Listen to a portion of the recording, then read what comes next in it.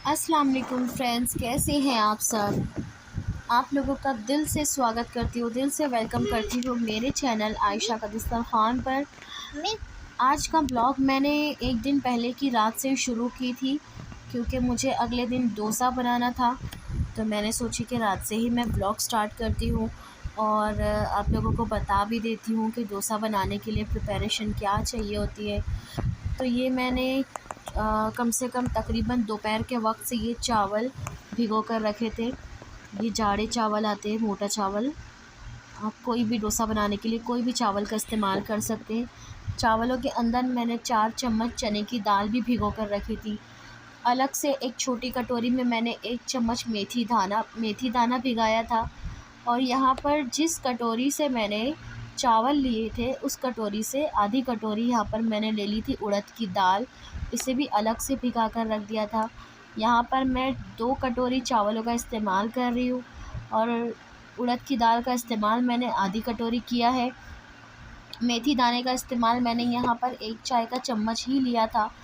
और चने की दाल जो मैंने ली हूँ यहाँ पर, वो 2 से 3 चाय के चम्मच के जितनी है बस। चने की दाल का इस्तेमाल करने से डोसा जो बनता है ना, वो क्रिस्पी बनता है, यानी अच्छा लगता है। अब हमने क्या करना है, चावलों को मिक्सी जार में डालकर इसमें हल्का हल्का सा पानी ऐड करके हमें इसका स्मूथ सा पेस्ट बना लेना है। आपके पास अगर पके हुए चावल है तो उसका भी इस्तेमाल हम कर सकते हैं इसके अंदर थोड़ा सा। और अगर नहीं है तो आप पोहे का इस्तेमाल कर सकते हैं। पोहे को भी चावलों के साथ मिलाकर पीस लें। यानी 2 कटोरी आपने चावल भिगो कर रखे थे, तो उसके अंदर आप आधी कटोरी के लगभग पोहे का इस्तेमाल कर सकते हैं। लेकिन मैंने यहाँ पर किसी भी चीज़ का इस्तेमाल नहीं किए और मैंने सारे चावलों को, ये देखो, मिक्सी जार में पीस कर स्मूथ सा पेस्ट बना लिया है।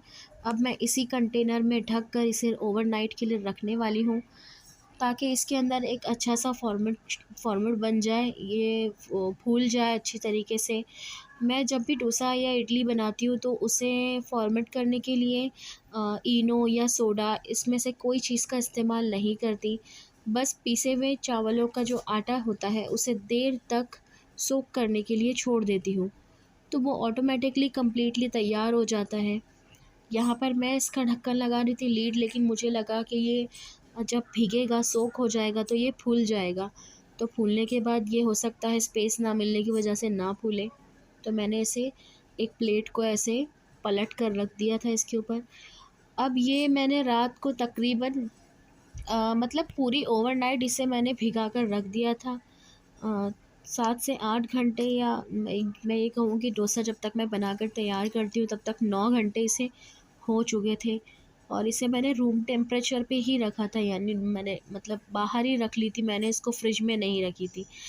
तो ये अच्छी तरीके से सोक हो गया है, भीग गया है, यानी अच्छे से फूल गया है आटा। जो भी चीज़ हम इसके अंदर इनो या सोडा इस्तेमाल करते हैं उसके बगैर ही एकदम कम्प्लीटली तैयार हो गया है। ये देखो, इसके ऊपर जो बबल्स बन रहे हैं, ये इसीलिए है, ये बबल्स बन रहे हैं और वो खुद ही फूट भी रहे हैं। यानी हमारा डोसे का जो बैटर बन के तैयार होता है, जितना जैसा चाहिए हमें, वो हो चुका है। ये देखो।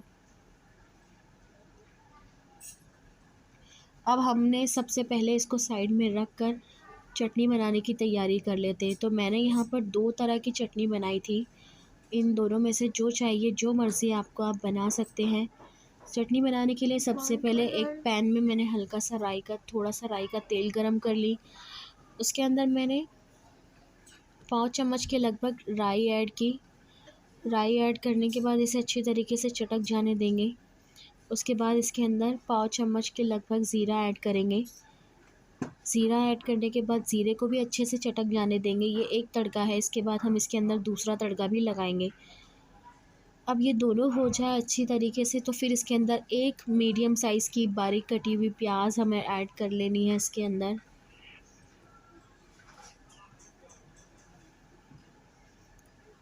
गैस का फ्लेम यहाँ पर मैंने मीडियम ही रखी हूँ। और तीखे के लिए मैंने अपने तीखे के हिसाब से यहाँ पर 5 से 6 हरी मिर्चियों को टुकड़ा करके डाल दिए।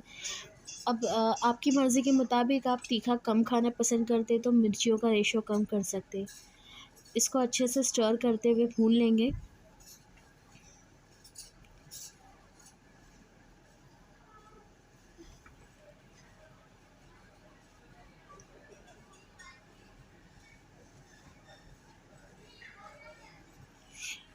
ये चटनी मुझे बहुत पसंद है, मैं इसमें अक्सर इमली का इस्तेमाल करती हूँ।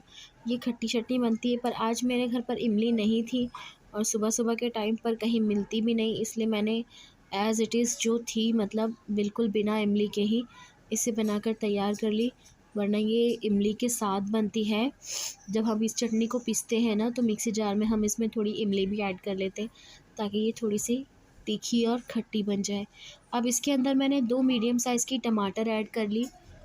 उसको मैंने रफ़ली चॉप की हूँ, क्योंकि ये पीसना है हम लोगों ने, तो इसको ज़रूरी नहीं है कि हम बारीक कट करें। इसके अंदर 8 से 10 कली लहसुन और 2 इंच की अदरक को भी चॉप्ड करके ऐड कर ली मैंने। अब इसे हल्का सा रोस्ट हो जाने देंगे। अब इसके अंदर हमने डालने हैं ये फुटकुरा चना बोलते हैं जिसको, यानी रोस्टेड चने हैं। इसको ऐड कर लेंगे थोड़ा सा। इससे हमारी जो चटनी बनेगी ना, उसकी क्रीमी सा एक मतलब टेक्सचर आ जाता है, टेस्ट भी बहुत बढ़ जाता है।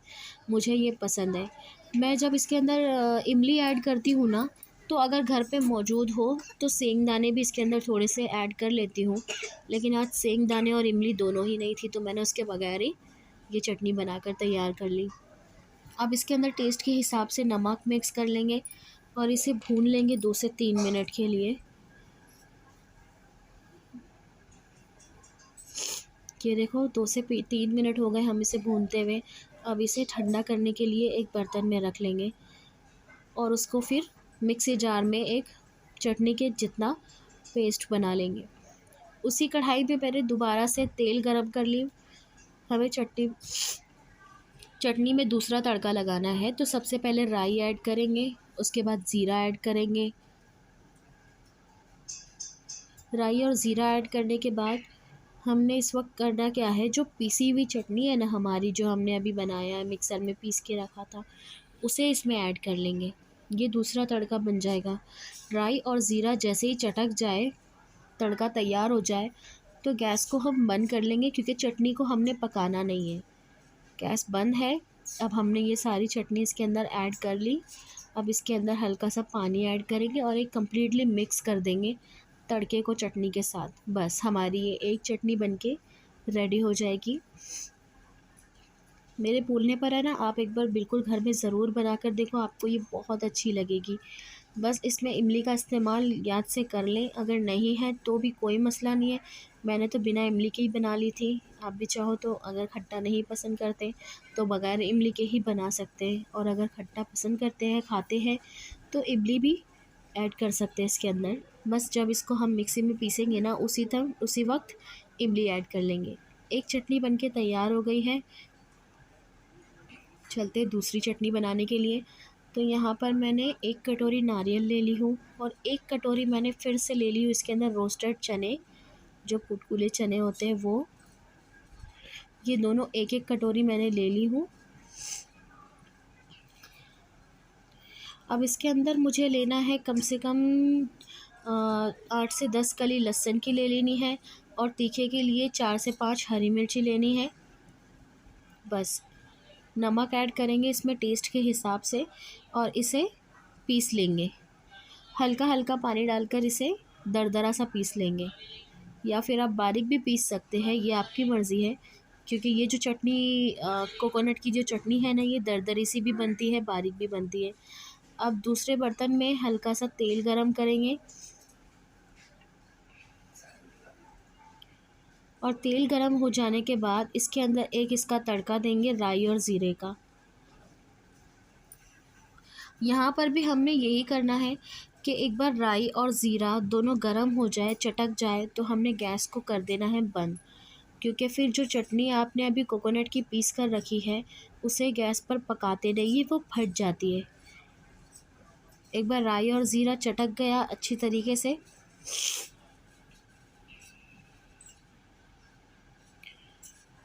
अब इस गैस को हम कर देंगे बंद। गैस को बंद कर देने के बाद हम इसके अंदर पिसी हुई चटनी को मिक्स कर लेंगे। नमक तो हमने चटनी पीसने से पहले ही मिला लिया था। ये देखो, बस हो गया। ये हमारी दूसरी चटनी भी बनके तैयार हो चुकी है। तो ये दोनों चटनियाँ डोसे के साथ बहुत अच्छी लगती है। हम अगर इडली बनाएंगे तो इडली के साथ भी बहुत अच्छी लगती है। लेकिन मैंने ये सोची थी कि आज डोसा और दोनों चटनियाँ ही बना लेती हूँ, किसी और दिन नाश्ते में इडली और सांभर बना लूँगी। तो ये जो मैंने रात से तैयारी शुरू की थी और जो मैं अभी बना रही थी, ये मैंने बच्चों को बताई नहीं थी, क्योंकि मेरे बच्चों को साउथ इंडियन खाना, साउथ इंडियन नाश्ता बहुत पसंद आता है। तो ये उन लोगों के लिए सरप्राइज़ था। मैंने बताई नहीं थी कि मैंने आज उन लोगों के लिए डोसा बनाने। अब जो भीगा हुआ आटा था हमारा, वो बहुत अच्छे तरीके से कंप्लीटली तैयार हो चुका है बैटर। अब हम इसके अंदर टेस्ट के हिसाब से नमक ऐड करेंगे। आपने इस बात का ध्यान रखें कि रात को जब आप इसे फॉर्मेट होने के लिए छोड़ दें तो इसमें नमक वगैरह कुछ भी ऐड ना करें। जैसा आप मिक्सी जार में पीस के निकालोगे वैसा ही ढक कर रख दें। अब जो भी इसमें मिक्स करना है वो सुबह के टाइम पे ही मिलाना है। नमक भी मैंने बस डोसा बनाने से 2 सेकंड पहले ही स्टार्ट किया था, इसमें नमक मिक्स किया था। एक बार अच्छे से मिक्स कर लेंगे ताकि जो हमारा नमक है वो कम्प्लीटली घुल जाए इसके अंदर। बैटर बहुत ही अच्छा बन के तैयार हो गया था। इसमें किसी भी तरह के इनो की या फिर सोडे की कोई चीज़ की इसके अंदर ज़रूरत नहीं थी। अगर हम इसे पीसने के बाद अच्छी तरीके से फॉर्मेट होने छोड़ देंगे तो कुछ भी ऐड करना नहीं पड़ेगा। चलते हैं डोसा बनाने के लिए।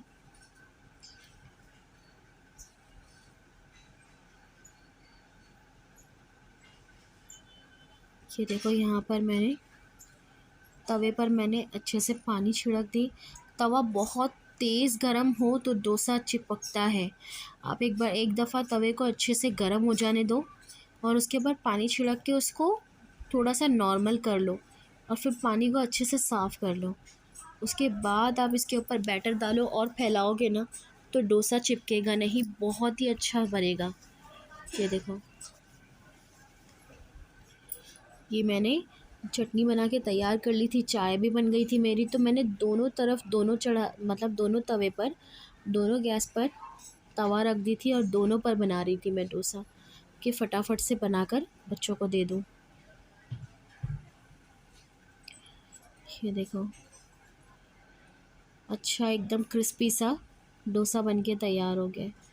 इतना जालीदार, बहुत ही मज़े का बनता है ये। बस जो तरीका मैंने बताई हूँ, जितना टाइम और रेशियो बताई हूँ उसके हिसाब से आप बनाकर तैयार कर सकते हैं ये क्रिस्पी क्रिस्पी डोसा। ये देखो, सारा डोसा यहाँ पर बन गया। चलो बच्चों को फटाफट से सर्व। आज हम हमारी अम्मी ने बनाए हैं, ये क्या है अम्मी है, अरे मैं उसका डोसा। डोसा। इसको खा के देखते कैसा है और सबका रिएक्शन देखते।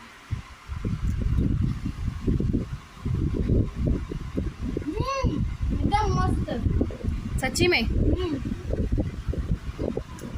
तुम खा के बताओ।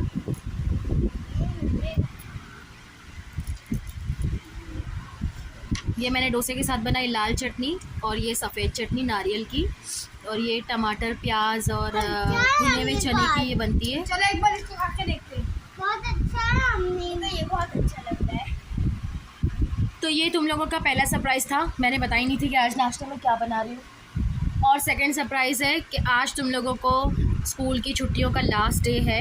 कल से स्कूल स्टार्ट हो रही है, तो मैं सोच रही हूँ कि मैं कहीं बाहर लेकर जाऊँ। तो बताओ कहाँ चल रहा है? बम्बई। बम्बई जाऊँगा मैं। कहाँ जाना है? बम्बई। चलो फटाफट से नाश्ता करो पहले। आगे वाले में वीडियो में हमें ट्रेन के सफर में बहुत अच्छा लगता है। वेलकम। क्या अच्छा लगता है? ट्रेन के सफर में। ट्रेन का सफ़र अच्छा लगता है? मैं खिड़की की तरफ बैठूंगी। अच्छा। मैं भी। बहुत अच्छा लगता है। बच्चों को तैयार करने के बाद मैं निकल पड़ी बच्चों के साथ घर से बॉम्बे जाने के लिए। और ये हम लोग रिक्शे के लिए रोड पर जा रहे थे। मेरी आयशा तो बस घूमने के नाम से इतनी खुश हो जाती है ना कि क्या बताएं। ये देखो, उसे रिक्शा रुकाना आता है, मतलब उसे पूछना आता है कि भैया स्टेशन चलेंगे। मैं उसे बार बार पीछे करती रहती हूँ कि आयशा पीछे हो जाओ, गाड़ी आ रही है, गाड़ी आ रही है। वहाँ से रिक्शा लेके हम लोग निकल पड़े स्टेशन की तरफ। स्टेशन की तरफ पहुंच जाए। बच्चों को ना घूमना फिरना इतना ज़्यादा पसंद आता है ना कि और कोई चीज़ उन्हें पसंद आए ना पसंद आए इसकी कोई नहीं।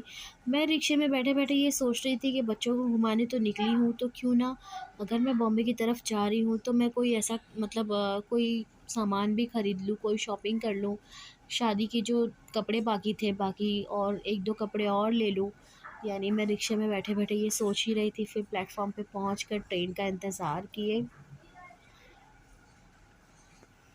कि चलो माशाल्लाह बॉम्बे जाने के लिए ट्रेन हम लोगों को मिल गई। और इस टाइम है ना, दोपहर के टाइम ट्रेन एकदम खाली रहती अदरक गोली, आंवला गोली, इमली गोली ले। एक खट्टा मीठा ऑरेंज गोली ले। है। क्या? एक चना ले सिंगल। ले ले आप ना। हेलो।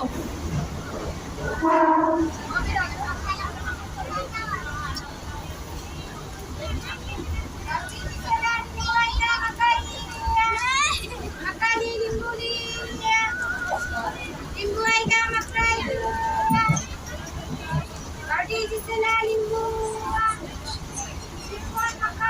अच्छा है क्या? जाने दो।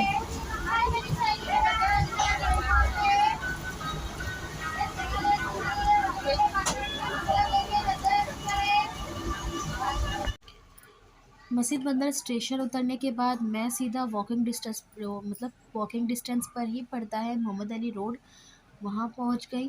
और वहाँ पहुँचकर सबसे पहले मैंने गई नकाब की दुकान पर। लास्ट टाइम जहाँ से नकाब ली थी वहाँ पर मेरी भाभी ने अपनी बेटी के लिए भी नकाब लिए थे, पर वो कह रही थी कि मुझे कुछ ख़ास अच्छा नहीं लग रहा तो मुझे बदलवाना है। तो मैंने बोली कि चल बॉम्बे की तरफ जा ही रही हूँ तो तेरा ये काम भी हो ही जाएगा, उसे साथ में लेकर गई थी। वो अरेबियन कलेक्शन के बाजू वाली शॉप से ही हम लोगों ने नकाब लिए थे, तो वहाँ चले गए सबसे पहले नकाब एक्सचेंज करवाने। पर वो हुआ नहीं। वो कहते हैं कि नहीं, हमने पहले ही बोला था कि नो एक्सचेंज नो रिटर्न।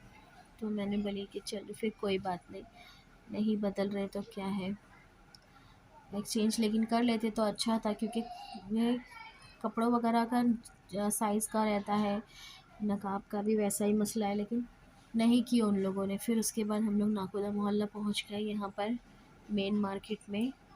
और यहाँ पर तो आंखें ऐसी चौंधिया जाती है, यानी इतनी चमक, इतने पार्टी वेयर कपड़ों की दुकानें हैं, इतना बड़ा मार्केट है ना कि बस। बम्बई जाने का मकसद ये है कि हम जहाँ रहते हैं उस इलाके में भी सारी चीज़ें मिल जाती है, लेकिन बम्बई में है ना, बड़ा मार्केट लगता है तो बहुत वैरायटी होती है। यानी वहाँ पर बहुत सारी वैरायटियाँ अवेलेबल रहती है। ये देखो चूड़ियों की दुकान। और अभी तो ठंडी का मौसम शुरू हो गया है तो हर जगह एक चीज़ें बहुत ज़्यादा देखने में आ रही है, वो ऊनी कपड़े हैं, बच्चों का स्वेटर है, ब्लैंकेट्स वगैरह है। यानी गर्म कपड़ों की दुकान हो या फिर रोड साइड पर स्ट्रीट मार्केट में हो, ये सब मतलब ज़्यादा देखने को मिलता है। और जैसे अभी दिवाली की छुट्टियां चल रही थी तो शादियों का सीज़न भी चल रहा है, तो उस हिसाब से पार्टी वेयर ड्रेसेस वगैरह, कपड़े, ज्वेलरी, इयररिंग्स वगैरह, ये जो आर्टिफिशियल ज्वेलरी वगैरह, इन सब की दुकान पे इतनी रश है कि क्या बताऊँ मैं। यहाँ देखो, यहाँ मैं खड़ी हो गई थी ये बुर्कों का कलेक्शन देखने के लिए। इनके पास भी मतलब कलर वाले जो बुर्के होते हैं ना, वो बहुत अच्छे थे, पर क्या ही करती मैं, हम लोग ले चुके थे पहले ही। फिर निकल गए आगे की तरफ। फिर मेरी भाभी की लड़की जो मेरे साथ थी, वो बोली कि चाची अब आए हैं तो आमिर के लिए कुछ लेकर जाते हैं, लास्ट टाइम आए थे तो आमीना आयशा के लिए लिए थे। तो मैंने बोली चल। फिर हम लोग अभी इस वक्त यहाँ पर नाकुदा मोहल्ला में थे, तो मैंने बोली कि जब आमिर के लिए पठानी वगैरह देखनी है तो वो भिंडी बाज़ार की तरफ हम लोगों को जाना पड़ेगा। तो मार्केट के अंदर से ही सारी दुकानों को ऐसे ही एक्सप्लोर करते हुए देखते हुए हम लोग भिंडी बाज़ार की तरफ चल पड़े। यहाँ देखो चप्पल की दुकान, बहुत मतलब इतना अच्छा मार्केट लगता है ना कि हर वो चीज़ जो इंसान को चाहिए होती ना, वो एक एक वक्त में ही घूमकर अपनी सारी शॉपिंग कर सकता है। हाँ, ये एक चीज़ है कि वहाँ पर फ़िक्स रेट ज़्यादा है। ज़्यादातर दुकानों का ऐसा है कि वहाँ पर फ़िक्स रेट है। ये देखो, यहाँ एक दुकान पर मैं यहाँ रुक गई थी। इनके पास है ना चिकन करी कुर्तियों का कलेक्शन था, बहुत अच्छा। तो इन्होंने एक मोडाल मोडाल फैब्रिक के अंदर एक चिकन करी कुर्ती मुझे निकाल कर बताई। ये हैंड वर्क में थी, यानी हैंड वर्क किया हुआ था, बहुत अच्छी थी। पर मैंने ये नहीं ली क्योंकि इनके पास एक ही पीस पड़ा था इस मतलब इस डिज़ाइन में, और वो भी कलर में ब्लैक था। तो मैंने बोली कि चलो नहीं लेना है, फिर आगे चल के देखते हैं। तो यहाँ पर बच्चों की फ्रॉक वगैरह, पार्टी वेयर ड्रेसेस इतने ज़्यादा खूबसूरत थे ना, ऐसा बाज़ार में जाते ही ना ऐसा लगता है कि ये ले लो, वो ले लो, वो ले लो। लेस वगैरह कपड़ों को मतलब लगाने की एक तरफ मतलब अपोजिट के साइड में ना, एक तरफ हमारे राइट साइड में सारा फैब्रिक वगैरह था, प्लेन फैब्रिक था, नेट वाला था, उसके ऊपर जो अस्तर लगाते हैं वो सब था। और उसके अपोजिट के साइड में ही है ना, लेस की लाइन से दुकानें थी, यानी इंसान एक दुकान से फैब्रिक ले ले और सामने से लेस लेकर एक डिज़ाइन तैयार कर सकता है। तो भिंडी बाज़ार पहुंच के मैं पहुंची सबसे पहले एक पठानी की शॉप पर। वहाँ पर उन लोगों का बड़े लोगों के लिए बहुत ही अच्छा कलेक्शन था उनके पास, बहुत अच्छी अच्छी डिज़ाइंस थे। पर बच्चों के लिए कुछ इतना ख़ास नहीं था, तो मैंने बोली कि चलो आगे की तरफ देखते। ये देखो ज्वेलरी शॉप। यहाँ पर फिर मैंने दूसरी दुकान की तरफ पहुँच गई और पहुँचकर देखी तो वहाँ पर भी अ, अच्छा था, बड़े लोगों के हिसाब से बहुत सारी अच्छी-अच्छी चीज़ें थे यहाँ पर। और बच्चों के लिए उन्होंने मुझे मैंने बोली कि हैंड वर्क में देख लेती हूँ, शादी में पहनाने के लिए चाहिए तो थोड़ा ऐसा चमक सा ही अच्छा लगेगा। तो हैंड वर्क में सबसे पहले उन्होंने मुझे वाइट बताया, तो मैंने बोली कि नहीं, वाइट तो मुझे नहीं चाहिए। उसके बाद उनके पास 3 कलर पड़े हुए थे हैंड वर्क के कपड़ों में। ये एक ब्लू था और एक मरून था और एक मतलब एक दूसरा सा कलर था। मगर मेरे को ऐसा लग रहा था ना कि ये बहुत ही पुराना इनके पास रखा हुआ माल है, क्योंकि जो वर्क था ना वो धीरे मतलब जैसे कई-कई मोतियाँ ऐसी थी जो काली पड़ने लग गई थी। तो मुझे ये सही नहीं लगा, मैंने बोली कि नहीं, ये नहीं लेना। बाकी चीज़ें तो थी उनके पास। उसके बाद हम लोग दूसरी शॉप पर पहुँच गए और वहाँ से फिर मुझे मेरे आमिर के पसंद का जो मुझे मैंने आमिर के लिए चाहिए था, एक पठानी सूट मुझे मिल ही गया फाइनली। फिर इसी तरह आगे निकल के एक शॉप पर पहुँची तो वहाँ पर एक छोटी-सी क्यूट सी डॉल यानी फ्रॉक के साथ लगी हुई थी। तो आयशा बोली कि मम्मी यहाँ से कपड़े लेते चलो, तो मैंने बोली चलो ठीक है ले लेते। और वहाँ पर से भी मैंने अपनी बेटियों के लिए 1-2 जोड़ी कपड़े और ले ली। फिर खा पी कर हम घर पहुँचे। बस ये आज का दिन पूरा दिन का था। वीडियो पसंद आई हो तो प्लीज़ लाइक, शेयर, सब्सक्राइब ज़रूर करें।